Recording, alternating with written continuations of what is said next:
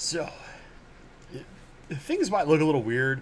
Some of my camera settings got like messed with in an update, and I got home like 5 minutes ago, so I didn't really have time to like properly fix everything in the camera. To me, the color just looks off. I don't know. Maybe you guys are not dealing with that, but it's driving me a little batty. I'm gonna try and ignore it as much as I can. Oh lord! But hopefully, at least like audio and video are in sync. So, yeah. I'm going to cover a couple things in chat real fast. I'll get into my topic, which topic is a broad term. Amazon Research Center for Ornamental Fishes. Sorry, Bentley will miss having Arkoff Board of Directors meeting at the same time. Yeah, that's more important. Let's be honest here. Let's be honest. It's far more important than my live stream. So, you guys do great work. Uncle Smiley, do you still like Florin Multi, or do you think there is better? Do I think there is better? Not that I've personally worked with.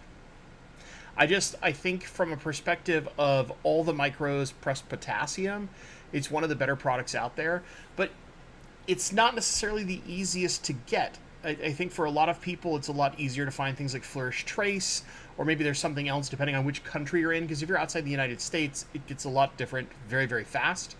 So it's just a matter of, I think, finding what's easily available to you.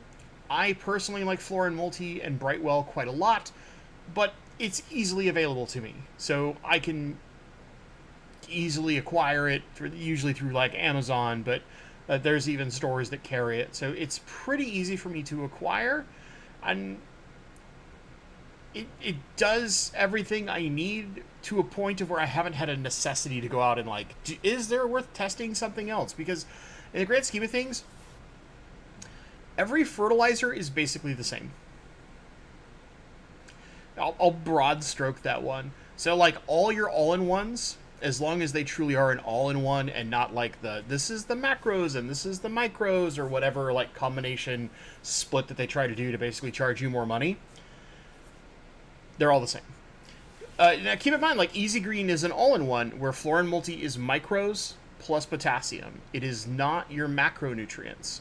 And so there's a difference between the two, right? Like if you naturally have a lot of nitrate in your water, or you just have a heavy bioload naturally, and you don't need extra nitrates and phosphates, you don't need a true all-in-one.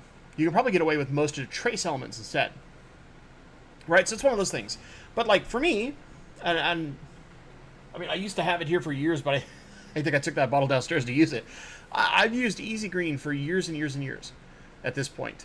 That's my all-in-one go-to. I've tried a number of different things, but it's a local company. It does the trick. I don't see a necessity to change. The only thing I don't like about Easy Green is when they change to a more concentrated solution, which is, I think, a plus. They change to a different pump head because naturally that means you don't need as much liquid per 10 gallons, right? They have the pump per 10 gallons is the way they're designed. And those pump heads clog up so much faster with the new formulation. I have always had problems with those pump heads. The old pump heads, I never had problems with. And I know it's something Corey's addressed, and I understand it. There's a complicated layering of things going on, but I would kill for a pump head of those damn things that doesn't clog up in 3 to 4 months. Because what I like doing is I like having a couple of bottles and then buying the jugs and just reloading my bottles over and over again instead of feeling like I need to buy a new bottle every few months because it's inevitably going to clog the pump head. And I don't want to buy just pump heads. It feels silly. And inevitably what I ended up doing recently is I buy Easy Green and I just have a little like old tissue culture cup and I fill it with a bunch of Easy Green and I literally just take a dropper and go in because it's milliliter based, right? It's every pump is a milliliter if I remember correctly in their current dosing, so I just do it myself. Which makes it less easy and it stops becoming Easy Green, it starts becoming medium green. But that's like nitpicky, right? That's some nitpicky stuff. It has nothing to do with the internal product itself. It's the packaging around the product. But yeah. All right, a couple other things. Make sure I'm not missing something important because I don't want these things to get like super buried before we get into the topic. They need a gallon size. I mean, I imagine the big problem with like gallon size is just shipping at Aquarium Fun, but I would buy it by the gallon.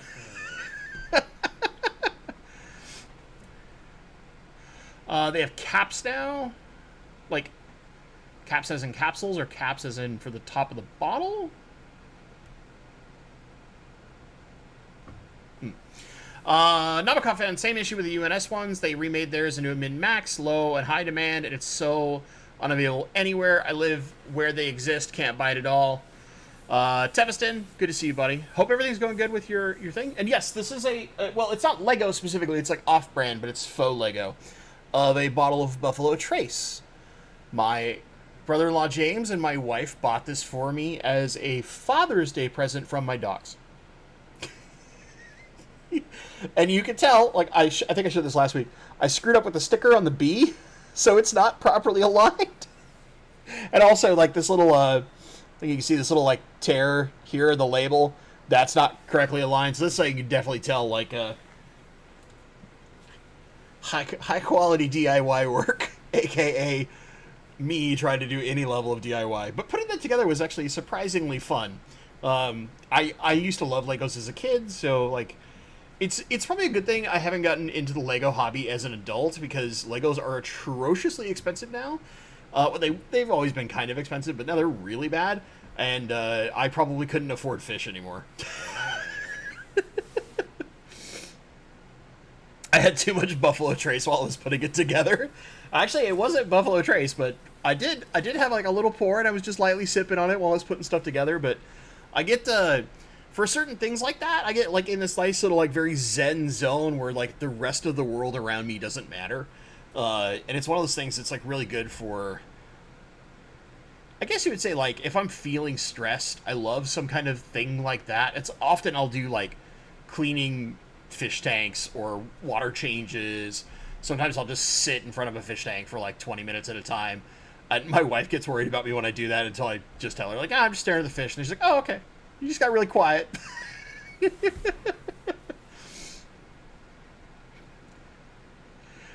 Aquatic Moose. Brother and wife buying an off-brand Lego whiskey bottle as a Father's Day gift from your dogs is so 2025. Well, you know, I'm sure that official Lego doesn't want to partner with a whiskey brand. All right, let me get on topic. So, I was kind of thinking about stuff, and I think I've talked about this a couple of times recently, where I've been like trying to reevaluate a number of things on my channel, and not in the sense of like I'm burnt out, I'm gonna quit, like not that nonsense, but more just like how my life has changed from when I've started things to how it is now, and whether or not I feel I can make improvements in one sector or that I'm doing a disservice in another, and you know, maybe those are strong words. Maybe disservice is a strong word, but I tend to think, I try to think really, really analytical and critical about anything I'm doing. It's especially when I'm doing kind of a look back. And one of the things that I did, so I was looking back and I'm like, okay, I started streaming during the pandemic lockdowns, and weekly, that is. We used to do like a once a month stream for a while. So I've technically done streaming for 6 years, not 5. But we've done 5 years of weekly live streams with very, very few misses. And usually that's because of like a medical appointment or me being horrifically ill. Because that happened like when I got back from Triple Crown, as an example, where like so many of us ended up with COVID and we were horribly sick. Like I didn't stream that week because I was basically a walking corpse, right? Things like that. But for the most part, I've missed very few streams. And I was looking back 5 years. I looked at one of the very first streams during lockdown, and the first thing that came to my mind was this. Not a lot has changed. I'm realizing that this got slightly changed in alignment, and it's pushing this out of the way. Sorry, that's going to drive me crazy, and I'll fix it later. My wife was very lovely and did some cleaning up in this area for me, and I'm realizing that's ever so slightly out of alignment, and it's got my koi picture at an angle that will That's the OCD part of me kicking in. There's a little part of me that's like vaguely OCD, and it comes to things like that. But anyway, I was looking back, and the first thing I noticed was this. Between now and then, all the gray has shown up in my beard, because like I've always had this much gray up here. I've been this gray since I was 19 in my hair, but I had color here up until about 5 years ago. This was like all brown, and now it is mostly gray. That was the first thing I noticed, and I was like, yeah, there's the obvious evidence of how time can change you, right? I had a good laugh about it, but the thing I thought about was, like, I've had kind of minimal changes in streaming. The big thing that I came into is when I started doing streams, other than the first couple when we were doing weekly streams, is my goal was to always have something topical. Because just an open Q&A, while it is very helpful for some folks, it can kind of be a struggle to get going, if that makes sense. And there was one thing that I noticed when I was doing like the monthly streams, is if we would have some trust, not trust, brain is fried, would have some trouble getting going, because there's a certain amount of time that needs to happen for folks to join the stream and all that kind of stuff, and just between getting good questions, doing like full Q&A sessions, right? And so I started thinking when I was originally doing the streams, like, I want to have a topic, hopefully, every week. And occasionally we don't have a topic. That's pretty rare, but for the most part, I try to have some kind of topic. Because not only does that give the replay crew, which, much love to the replay crew, some of you are like, every week, without fail, little comment, all those kind of things. And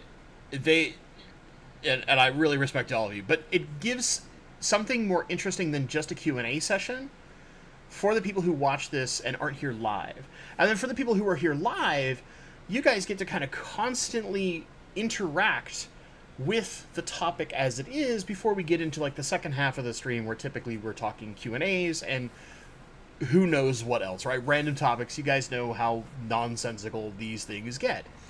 And I've always been very happy with that philosophy, mentality, format. You pick the term that you feel is best, because for me, it feels like it makes it more interesting because it helps guide our conversation a little bit.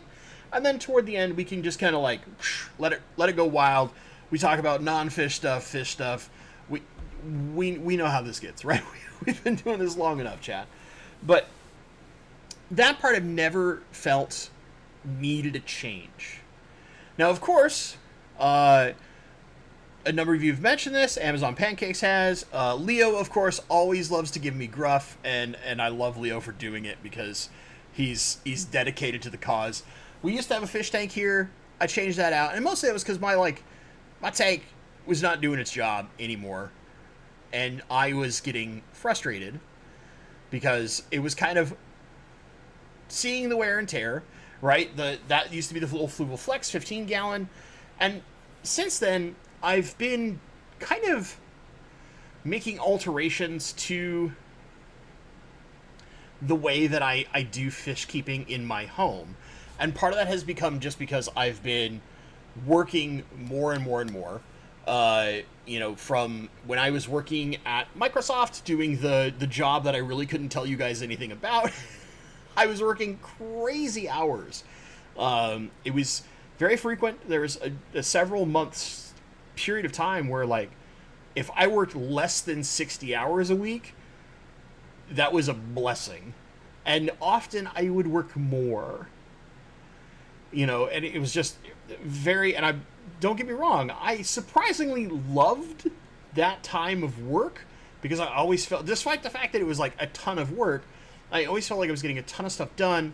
And when I came home, spent time with my wife, I got to really appreciate some of my like more limited time with my fish, but I realized I need to change things around my house, and slowly but surely I got to a point of where it was like, this tank was not getting the love it needed. And I started doing some weird experiments with it, I won't lie, where I was like, I'm just going to let the algae on the glass happen. I don't care. And I'm going to see if the lone, like, pleco that's in there will do anything about it. And the answer was that the algae got way too hard, and then I didn't do enough maintenance on it, let's be honest. But yeah. So, we've got recommendations of a tank. Mostly from Nabokov fan. So I eventually shut the tank down, and it was just a matter of, one, I didn't really have the fish that I like keeping the most didn't fit in that tank. It was too small. And then I started shifting, and right, we did the AI tank for a little while as kind of a joke, doing some AI art, having some fun stuff. And then eventually it was like I shifted to some posters and things. And part of it is I want to get rid of this thing, but I don't have a suitable replacement to... It is holding some stuff right now, and it holds up some art and other things, so I don't really have a suitable replacement.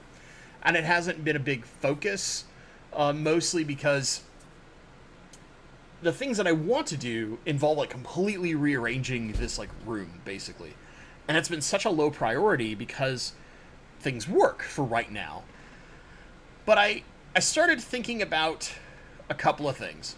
And I was like, how can I make meaningful change?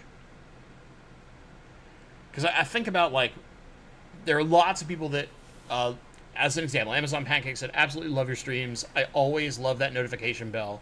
A nice escape from reality, right? And there's a lot of people who just listen in the background. You're kind of sort of replay crew, but sort of the lurker crew.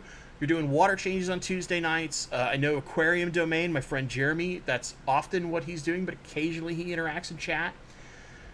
So there's a lot of stuff. Papa Sweet Monstera up there. Yeah, plant might be interesting. Even though I'm really bad with terrestrial plants. You'd be surprised how many, like, easy terrestrial plants I have killed. You'd be surprised. But yet, I've found a lot of success with aquatic plants. It seems weird, right? So I've been trying to think of some of those things, and that is part of why I'm talking about this, in that I said 5 years of weekly live streams, now what? And I'm still sitting on the now what question. So what does that mean for you folks, you wonderful people, whether you're replay crew, you're here live every week, you're here live every once in a while, whatever that may be. I have two kind of, like, problems. A new channel idea, Bentley learns bonsai. You know, it's funny is, like, I have my second channel now, right, that I do. It's my other hobby. I have, like, a third channel I would like to do eventually, but I don't have the time for it right now. Also, I'm not set up in a way that I feel I could effectively film it quickly, which is what has to happen to make sure that I'm not completely ruining any time I have with, say, my wife or my dogs, or maintaining fish tanks, because that also has to still be done despite doing content creation. But that has to do with, like, career-related stuff, because I don't see nearly enough information in the YouTube sphere about what I do for a living. There are a couple of really good ones, but they're very focused on, like, how to build automation, and not so much on, like, say, like, the philosophy and mentality of doing what I do, which is breaking things for a living. So there's kind of a thought of bringing my crazy ideas to that space, if you will. So, back on track. Because we're not doing a third channel yet, although learning bonsai is interesting. I love the way bonsai look. You know what I actually, I was watching, I think somebody had it was like an older gentleman, I thought it was short or something. He had a Chinese wisteria, and it had bloomed for the first time in, like, 30 years. And in my first process in my head, my thought was, I remember the first time I got a kind of troublesome plant to bloom. I remember how amazing that feeling was. I cannot fathom how both frustrating and satisfying it would have to be to wait 30 years for this like bonsai tree you have carefully and meticulously taken care of to finally flower. I have to find it and give you guys a link, because it was like, it's one of those things where I saw it, I was just like, I can't, I struggle to like go both out of that wonderful feeling and like how frustrating must that be.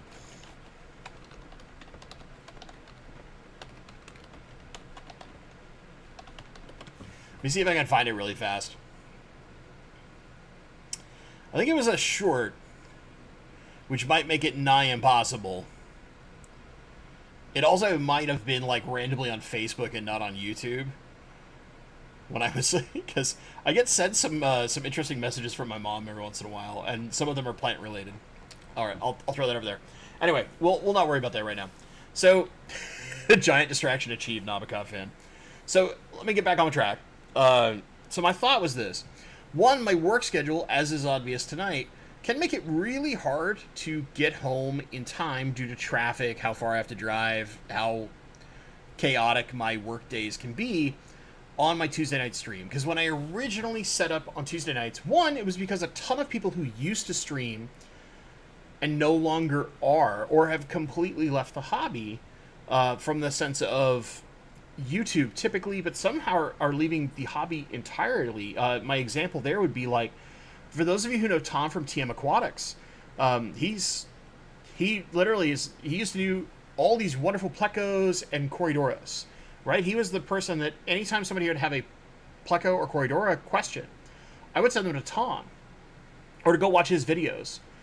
And he, as of I think like this weekend, he'll no longer have any fish tanks anymore. They're just gone. And it's just changes in his life. And he's just decided to step away from fish for the foreseeable future. Right? And it was one of the things that I saw, and he's mostly been posting this on Facebook. And Tom and I have been friends. We've had numerous phone calls together where we've talked to each other. He's asked me tons of YouTube questions and asked bits of advice over the years. And I've always considered Tom a very good fish friend of mine. And so seeing, like, content creator burnout is rough. And the only thing that I've ever felt burnout toward, and I'll be super, super transparent here. The only time I've felt burnout is because of the stress, and this has nothing to do with streaming realistically, but the stress of trying to make sure I can get home in time. Because for me, if I can't go live on time or feel like I've properly set everything up and I don't feel like I'm rushing things for you guys, it puts a like subconscious stress on me that I feel like I'm not doing my best for you. And I don't like that. I don't like that feeling. And let me further explain this one. Oh, Geek Boy, you're killing me. Let me further explain why. Years and years and years ago, back when I was in college originally, because I did return to a college for a short period of time in a retraining program ages ago before I started my current career path. I got this wonderful piece of advice from someone. And I was working at the radio station at the time. So this is back when I worked in radio. And I was an intern at the time doing a whole bunch of mostly like promotions work. But I got to do a little bit of stuff in like a booth here and there and live events and all that kind of stuff. It was very, very fun. But I was basically doing data entry. All these people who had signed up for a giveaway back when it was done very manually, before you had like easy apps and stuff like that, or like just tap your phone to this or whatever, right, to make it easy peasy. It was all handwritten paper entries, and I had to manually data entry all of this stuff. And I'm sitting there, and I remember, the gentleman's name is Benny. Benny comes in, and he's like, "Hey, Bentley, how you doing?" I went, "Yeah, not the worst." And I remember he specifically, he grabbed the spare chair and sat down beside me. And he goes, "Can I ask you a question?" "Yeah, what's up?" He goes, "You're generally a pretty, like, affable guy. You laugh a lot. You have a big personality. How come every time I ask you how you're doing, it always sounds negative. And I never had thought about it. I'm young, right? I think I was 19 at the time. Something like that. I was young in the grand scheme of things. I sat there, I'm like, you have a point. And I sat there and it was like, anytime I would ever ask, and this is the first thing that came to my head, is anytime I'd ever ask Benny how he was doing, I'd walk by and see him at his desk. You know, man, I'm having a great day. Every day I'm here at work, I'm having a great day. And it's one of those things that, like, clicked in my brain and changed the way I think. Where it's like, we as people can do so much. And you'd be surprised at how the smallest bit of, like, shift in the way that whether you say things, you think about things, whatever that is, toward some kind of positive slant. I'm not trying to say, like, I'm some, like, relentless positivity machine. Like, life gets you down. But that slight change where you look for that silver lining at all times, right? How much that can impact the people around you. I got this profound lesson off of a singular question. And shortly after that, when we talked for a little bit, and he said, try looking at everything positive for, like, a month. See how it changes you. So when I've come to things like content creation, because when I originally started content creation, my first few videos were video game tutorials for Final Fantasy XIV. But when I started doing fish, at first can you not? There's nothing to bark at. You're ruining everything. Oi, come here. Quick, you're barking at nothing. Now you're trying to find something out the window to bark at. That's being negative. Anyway, hopefully she chills. But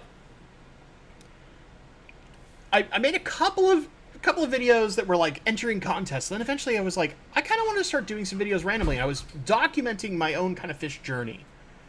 But in 2019, or was it? Yeah, 2019, early 2019, when AGA came to Seattle, I had, before that, kind of end of 2018, made a big decision. I was going to do a shift. And my shift was, I wanted to take everything I had learned and just share it with people. And my whole goal was just to hope that even if one person learns something from my mistakes and my successes in aquatics and finds just that little extra bit of joy in this hobby. And if I can do that every video, how much impact can I make? How much change can I make? I love being the tiniest ray of sunshine in somebody's day. Whether it's giving them a laugh, teaching them something, helping them get past a problem, whatever it can be. That is one of the things that, like, floats my boat.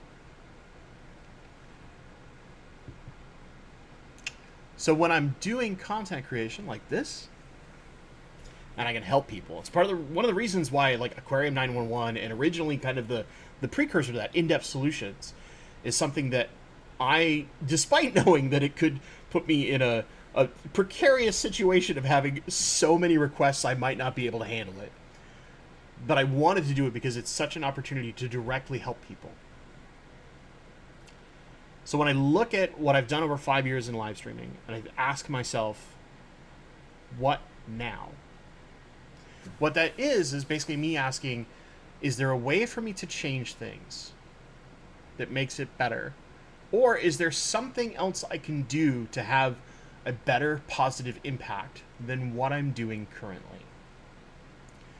So what does that mean for now? And then we'll get into normal question and answer, right? I really appreciate you being along for the ride, chat. I really appreciate you. Is, for now, nothing's really going to change because I'm still processing and thinking and all that. But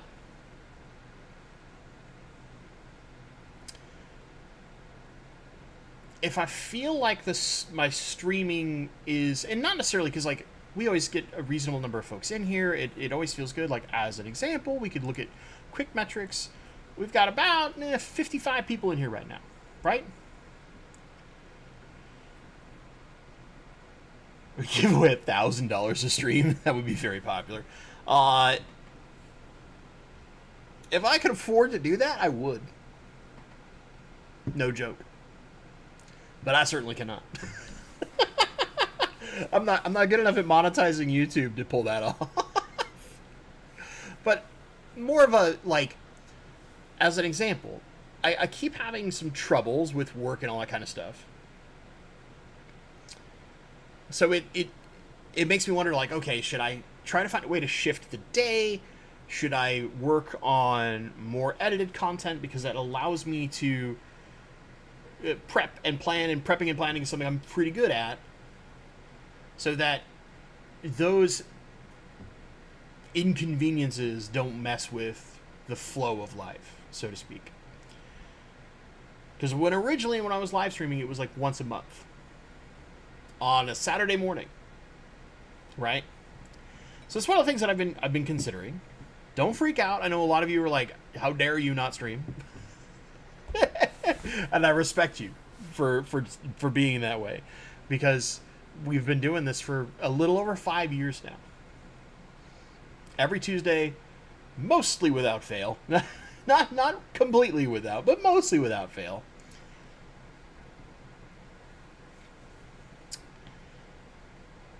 But is there a way I can do a greater level of good, is a question that I ask myself, because in the end, that's been my primary goal. My goal has never been to turn YouTube into a career. That should be kind of obvious by the way I do things. I'm not trying to be a career YouTuber. I'm sure it would be interesting, but I fear that the second I made YouTube my job, I would no longer enjoy doing this. Because then it goes under a different set of rules. And the biggest example I will give, and normally I don't like to directly harp like this, but I think it's something I've seen Corey talk about years ago in a stream, in that when it's your job, you pay attention to, and I think he was quoting a tech channel, if I remember correctly. I think it was like Linus Tech Tips. I remember this one scenario. It was during his old like Real Fish Talk show, talking about how eventually when it's your job, you look at videos or content creation, and if it doesn't get a certain number of views or whatever metric you're paying attention to that basically drives your revenue, it becomes not worth it, and you throw it away. No matter how much you might enjoy it, you might resonate with it, or you might see something that like directly helps, even if it's that one person, which is that mentality that I have so much more, where I care about being the rising tide. I want to raise the level of everyone I possibly can. This is my work life, my personal life, my YouTube life. That's how I try to approach life in general. But for a lot of people who have to make big business decisions because they employ so many people, and that's when you make YouTube your job, that kind of starts to happen. You make decisions for what I think are the wrong reasons, because it becomes a business and not fun, not your hobby, not something you do it for whatever non-business related reason, right? And so, like Nabokov's fan is saying, that do and just create what makes you happy. Anna Banana said, don't give away anything. More exclusive discussion for the 55 that are here. Hey, it's one of those things, right? Or that Nabokov fan also said, like, the wrong mindset for this. And that's one of the things that, like, I get where we would think inherently as fans it's the wrong mindset. But I also get from a pure business perspective where you have to make those decisions. Or at least you tell yourself you have to make those decisions. For me, I feel like if you are creating something good, the viewership will inevitably follow. Now, the scope of that viewership is a question, right? Because, like, someone like Corey has done some crazy stuff. Like, think about all the times he's gone to like China and shown the markets, or done massive fish farm tours and all these things, way out, or like, you know, he's gone to conventions in Germany and things like that, like way outside of the scope of like what we meager fish tube people are doing, right? He's doing some wild stuff. But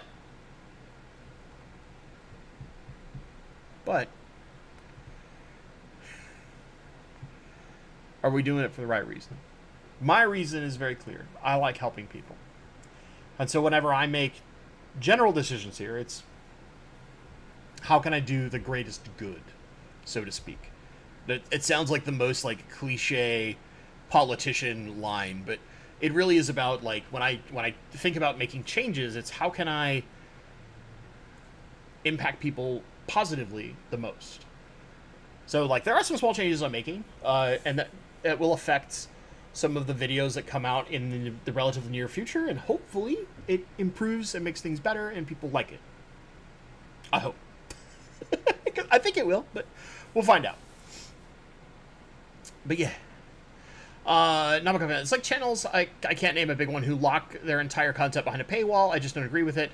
Not out of cost. And my, you know, it's funny because like my biggest example to counter that, and it's a football creator, but a gentleman named Tom Grassi, right? He very intentionally takes zero sponsors.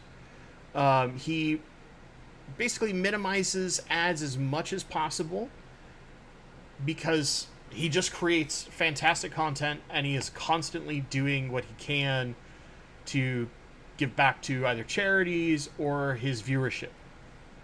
Right? He has a like slogan is basically saying doing chaotic good, because he is kind of like a little chaos engine himself, and he's raised, as you're saying, millions of dollars. For those who aren't related to football, you're probably like, I don't even know who the heck you're talking about, and that's okay. But he's one of those content creators who I think is one of the ones who has the very right mentality of how to do things, and has found phenomenal success doing it. Now, granted, we are in a much smaller hobby. We're not quite talking the National Football League and its like legion of psychotic fans, right? of which I rank among. But doesn't mean the same philosophy can't be applied. Yeah, and Twin City Guppies, I mean, there's somebody who has to play this game of the thin line between business and hobby. It's a thin line between business and hobby. Which, Kang, good to see you, buddy. I hope you're doing well. I hope at some point I get to actually like visit your store. I really do. But I don't think Minnesota is in my travel plans anytime soon. Even though I have a few Minnesotan friends out there who have been screaming at me to come out and visit. But it's kind of like, life turns you a certain direction. Anyway, at this point, I want to thank you all for 5 years of streaming. For those of you who were here on the very first stream all the way to today, I especially thank you, because you're giving me so much of your time, and deep down, that is the biggest compliment I can get from anyone, is that you give me time. Robert Johnson, in news update on new fluval lights.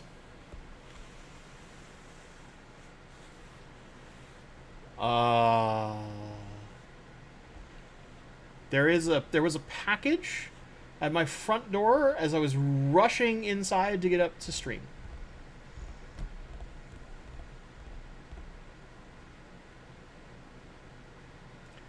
So I believe that should be the Aqua Sky, so the new one, because I don't know that they're moving the plant light quite yet.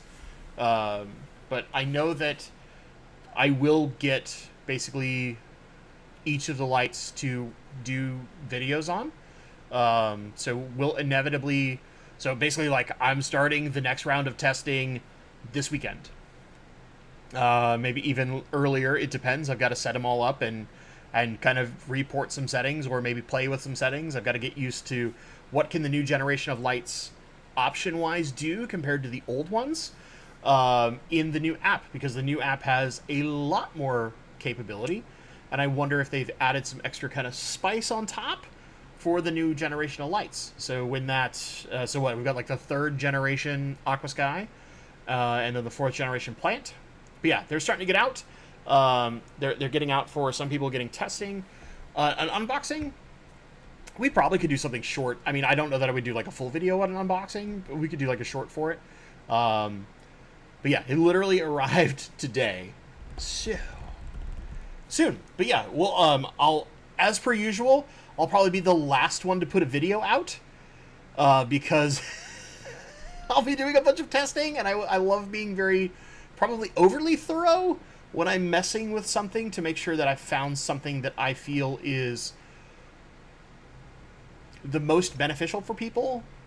You guys know how it is. Like, how the various tutorials I put out for the previous lights, I took my time making them.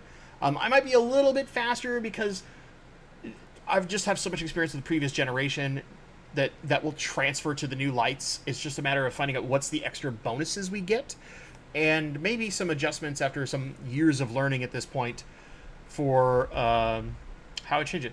You did not bring it to do a live unboxing? No, I did not. Sorry. If I'm going to be really honest with you, I had to go to the bathroom so bad that I just like pulled it inside and ran. Well, speed walked. I don't really run. And then it was like, oh, my stream's supposed to start in 3 minutes. Uh-oh.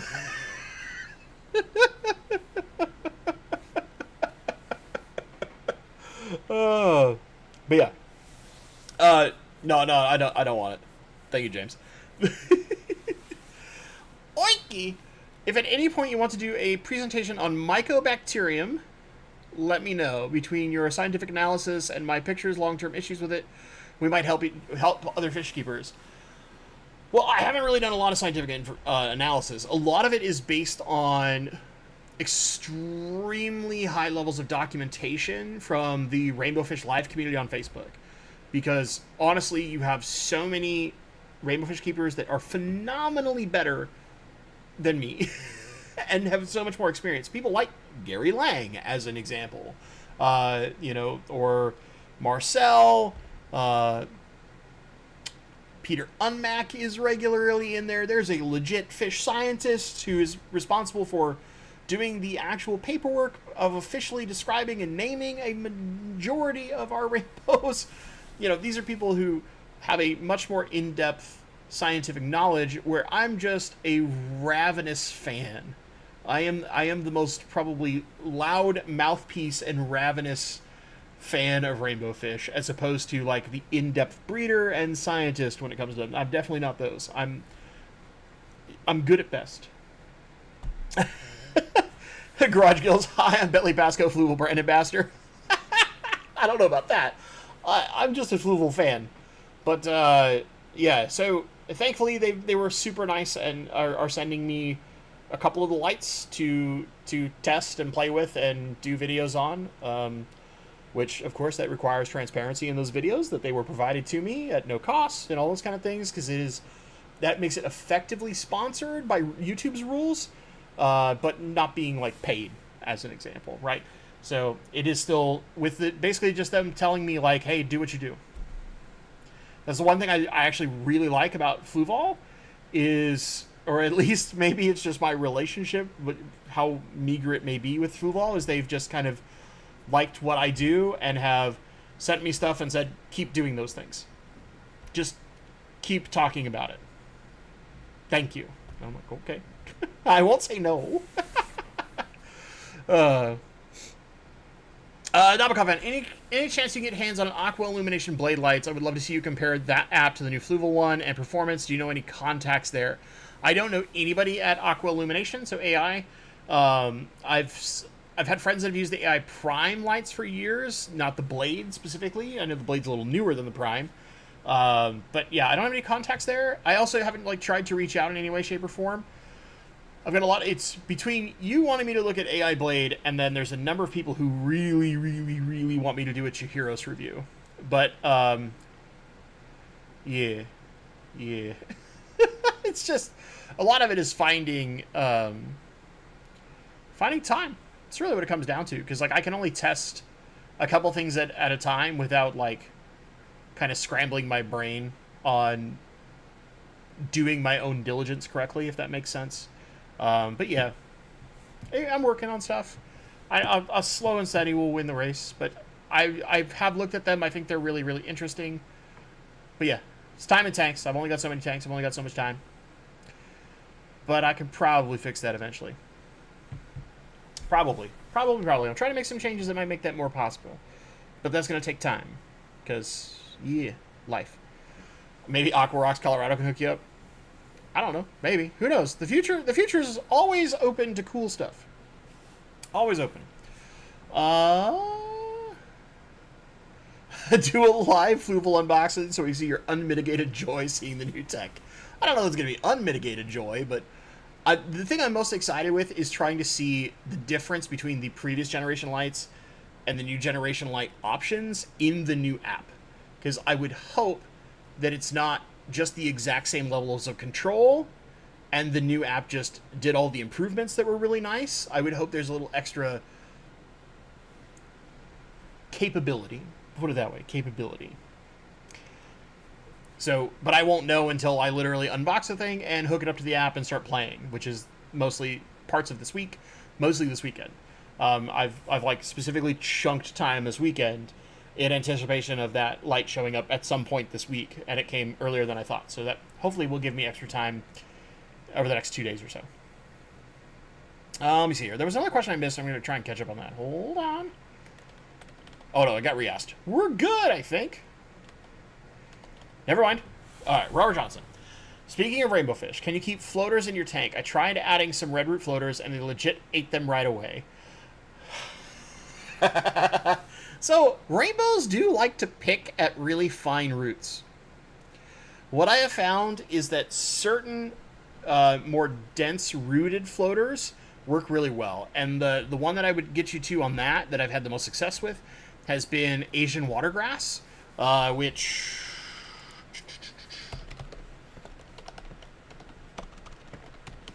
This I should be able to look up relatively fast. Which is Hygoriza aristata. Really cool plant. I used to keep this in a bunch of tanks. That's not a great picture.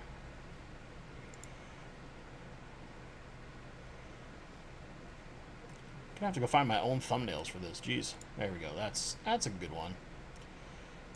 Save this image real fast. That's not the location I want that. That'll be a nightmare to hunt down. We'll do this. Come over here. I know. The slowest live fixes known to man.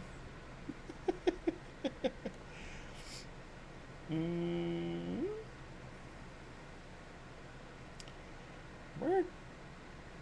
Okay, I'm pretty confident I saved that in here. Where'd you go?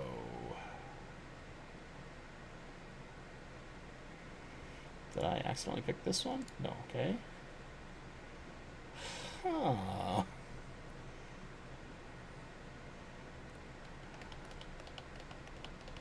Why is that not present in the folder I said to save it to? Fine, we'll try this again.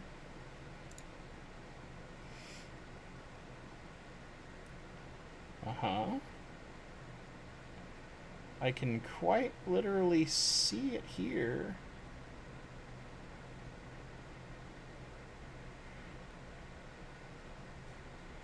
Okay, well I can cheat then.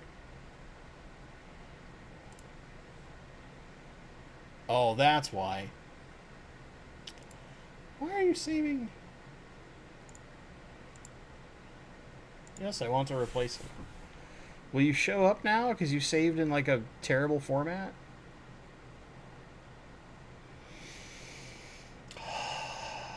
I love when it tells me it's going to save it as a JPEG, but then it saves it as a GIF, which is a horrible format for looking up on things. Of course. All right, we're just going to have to do it this way.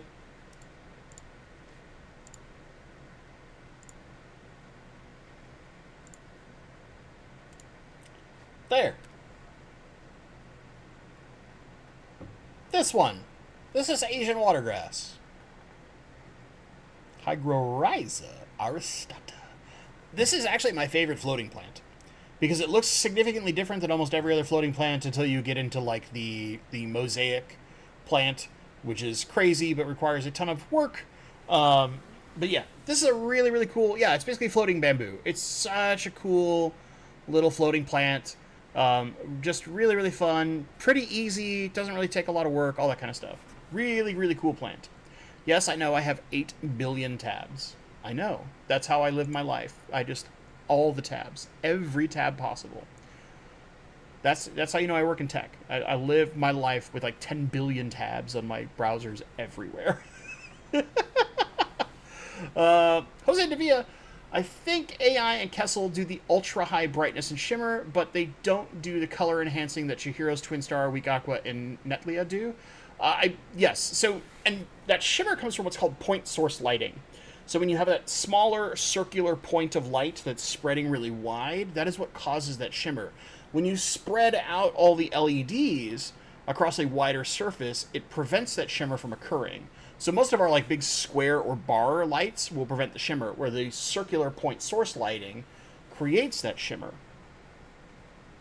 It's really cool, like interesting bit of like light science of how that occurs. And you can effectively make your own point source light with a certain number of types of bulbs. You can basically DIY it. I think Kevin Novak actually like did a video on that like 4 or 5 years ago, something like that, a while ago. And basically a way to like build your own DIY Kessel. It's not quite to the power and capability of a Kessel, but it will still give you that same shimmer effect, which is pretty cool. And it costs like $15 instead of $150, right? So you can do it pretty cheap if you're handy and pretty powerful at those skills of DIY, which I am not. I'm terrible. Yeah. Anyway. Make sure I'm not missing something. Garage Gills, any recommendations on specific CO2 diffusers? I'm taking the dive thanks to Stephen P. In general, I think price for quality, I really like CO2 Art. If you want to go super high end, there's things like Greenleaf Aquariums. I've heard a lot of people have had good experiences with the F-Zone ones, but any of the like kind of cheaper, unbranded ones that you'll find on Amazon, I would avoid. Most of them, as your pressure in your tank gets low, they tend to gas the entire tank out. They don't actually keep it nice and mitigated, which is something that a slightly better and more sealed regulator will do. It's just a matter of build quality. Maybe it's just I've heard enough horror stories that I run away from them. But in general, I found that around the like $100-ish range, you can find a number of good ones. I have tended to go towards CO2 Art because I've had the most like bang for buck quality out of them, until you start going crazy to the point of like a Greenleaf Aquariums where you're like, my regular cost me $450, right? It's some nonsense like that, but it's built like a tank and is basically indestructible. I've had the same Greenleaf Aquariums regulator basically since I got back into the hobby in 2016. Runs like a champ. Just never had a problem with it at all. It is rock solid. But I've also been running a number of other regulators, and I've never had issues with them. From all sorts of different brands that cost way less money. And I've even been lucky in that my Aquarium co-op regulator is one of the ones that didn't have problems, but it was basically like, it either had a problem immediately, or it will work and be rock solid forever. Well, forever. Quotation marks.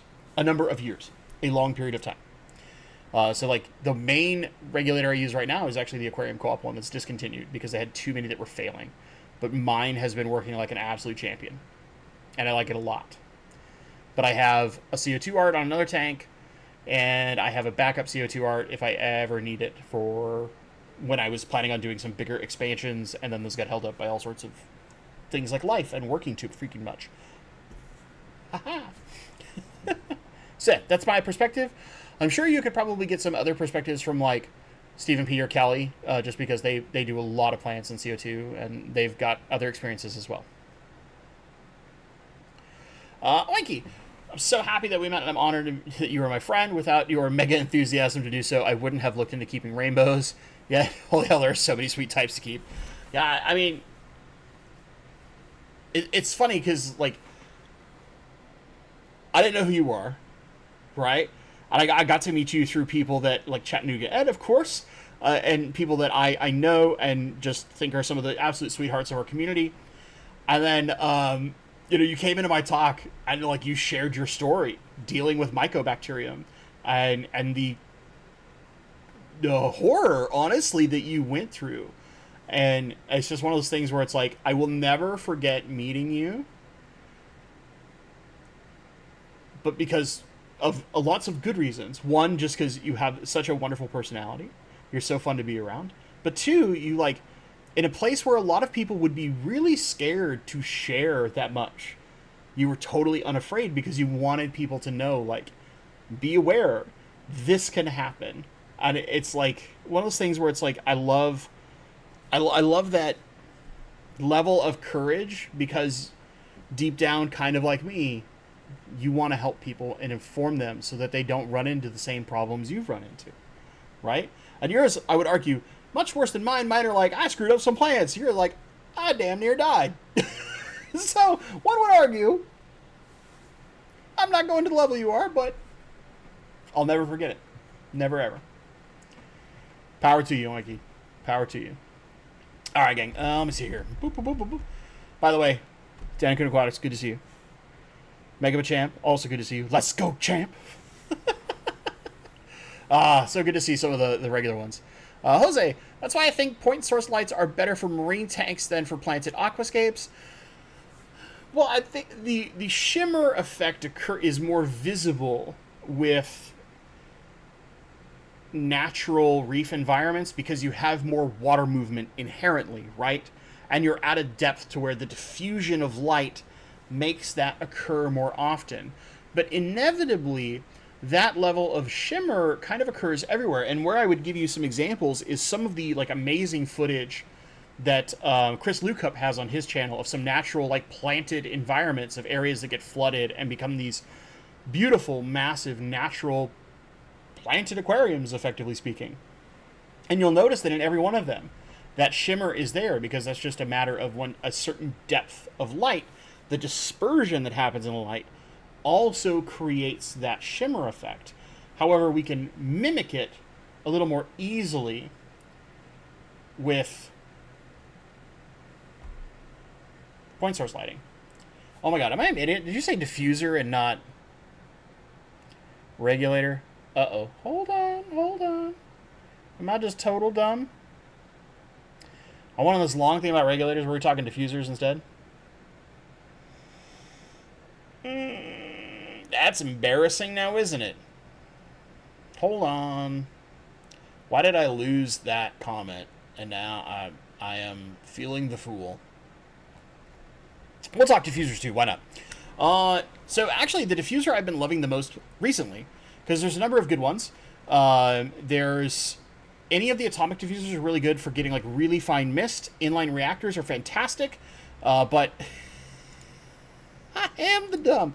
My latest diffuser of choice that I've been using has been these, like, stainless steel ones, and they're dirt cheap in the grand scheme of things on Amazon. Let me find them. Where's your bloody share button? That's what I'm looking for. Bonk, this. If you're looking for a simple, like, circular diffuser, by the way, this is a paid link. I am an Amazon affiliate. I receive commissions for qualified purchases. If you click on that link and choose to make a purchase, I do receive a small commission of money toward my channel. Thank you, FTC. Please do not fine me. I cannot afford it. Okay, we got that out of the way. We got to do the FTC thing because they require a greater level of transparency on YouTube than they do for Hollywood or professional television.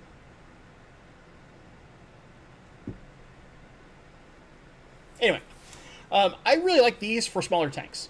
If you're not pushing, like, a crazy amount of stuff, or you don't need to, like, really saturate your water column, I like these things because the little disc is removable. So you can buy an extra pack of discs and just screw it off, screw a new one on, go clean it, let it sit, have all its time. I even did a video recently demonstrating like how I clean them, which is like brain dead easy. And they're cheap. And they look nice. You know, I mean, they're not super cheap. They're not as cheap as like some of the other reactors, but because they're like a screw-in and stainless steel, they last a lot longer. One of the things you'll notice with the acrylic ones that have little disc on top is the disc will eventually pop off. Even the glass ones. This is screwed in. And if you're having trouble with the disc, you can get rid of it and replace it. Because they sell a 5-pack of discs for like an extra 20 bucks. And you're going to need to clean one like, wow, once a month. 135 gallon. If you can on a 135 gallon, I would probably go something like an inline reactor, because that much water, you'll need to push a lot more gas with some of the in-tank diffusers than if you have an inline. With an inline, you can use significantly less gas and get a higher level of saturation in the water for the amount being used. So you could push something like 3 bubbles a second and get to like 30 parts per million in the water column. Just a food for thought, but if you're not using a canister filter or a way to easily use an inline reactor, these things work great. There's some bigger ones that are built for larger tanks. You could look at something like an atomic diffuser. If you've never seen one of those, they're like this. Let me look one up real fast.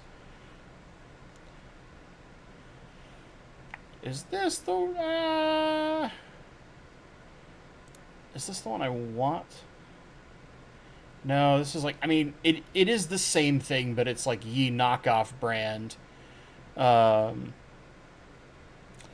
There used to be some from one of the fertilizer companies. Why am I forgetting the freaking... Anyway, we'll just do this. It's fine. It's fine. It's fine. So this is an atomic diffuser. This is still an in-tank diffuser, but they're pretty great. Aquarox Colorado sells a lot of this kind of stuff. They're a great company. I can recommend them. And then an inline diffuser is going to be something more like this. This is the F-Zone one. It's pretty good, but they're all basically the exact same. Again, these are all affiliate commission links. I'm an affiliate of Amazon. If you make a purchase through my link, I do earn a small commission based on your purchase if it qualifies. Thank you very much, FTC. Please don't find me. Okay, we did that again. Good. And then the last one here is an F-Zone inline diffuser. There's a couple different sizes based on the size of tubing, so just make sure you know the size of tubing you're using and fit it accordingly. And basically all that's happening is that the air is going to go up this way, and you have your water flowing counter to the direction the air flows. And there's a little side pop for your CO2 line, easy peasy. And what that does is it makes sure that you have the most saturation possible for the least amount of gas expended out of your tank. Hope that helps. Okay, I'll search that one up, JJ Aquatic. Why not? If my computer will respond to me. We're a little over time, but it's okay. I'm hoping this is the correct one. Amazon's being kind of dopey. No, that's not it.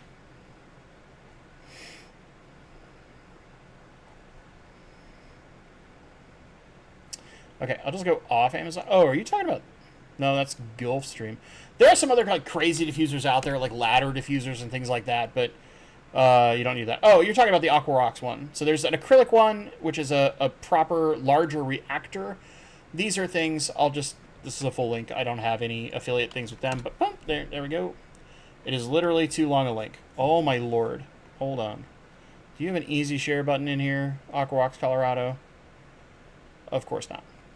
That would be too simple. And that would make my life easy and peasy.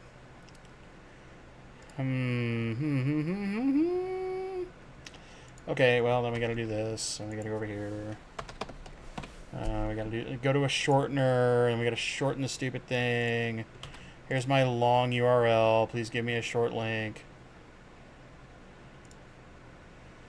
Oh my god, why?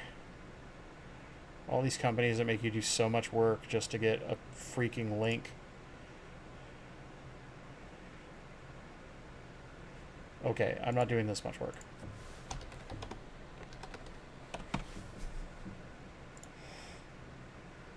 Used to use Bitly a lot. Apparently they want to give too much work. Here we go.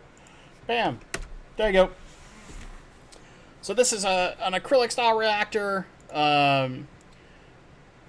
You can fill these with media to help slow things, or you can do it without media. I've seen lots of people who build their own DIY versions. My friend Joel Corvus-Oskin actually has a fantastic one on his tutorial-wise on his channel from like, I think it's 5 years ago? 6 years ago? A while ago. But basically, it's a really, really good tutorial on how to build a DIY one if you have like a sump. Because he built a really, really nice one for working inside of sumps. Just stuff like that. There's all sorts of ways to do this, but you have inline reactors, you have full big reactors like that. You have atomic diffusers that are inside the tank. You have the like kind of circular, hang on the back diffuser types. There's lots of options. Basically, all it comes down to is the size of your tank and the type of filtration you're using. There's lots of options. Many are good. JJ Aquatic, why did Joel and Co-op part ways?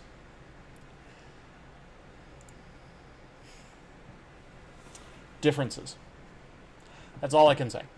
I've not pried too deep into that, and what information I do know, I won't say. Because I'm not looking to start a fight that I'm not a part of. All I know is that they are split, and that has occurred. Question from Johnny. Hold on, Johnny Best. This is a test you've seen my super stick that was not messing with YouTube settings. What? How can I maintain dwarf Sagittaria from overgrowing when I thought it would be a carpet plant? So, in general, in my experience, dwarf Sagittaria doesn't stay short very easily. The way that you keep it short is basically by increasing the amount of light intensity. So more powerful light helps give you a chance to prevent it from growing tall, but it doesn't always guarantee that. If you're trying to look at a more carpet size, I would either look at something like dwarf chainsword, which is Helanthium tenellum, or you could look at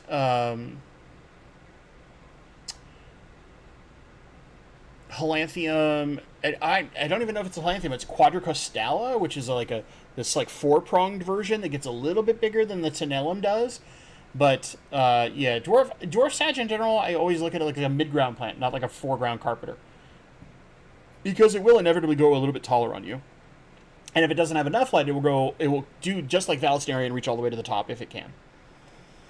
So I hate to be the bearer of bad news there, because I feel like there's kind of some misinformation that's out there that like, oh, it's a carpeting plant. It's like, not really. I mean, it'll carpet your tank, but it grows a lot taller than most of us would associate as a carpeting plant. Yeah. It's Zach's bedtime. Good night, y'all. Good night, Zach. Rest well. All right, let me make sure.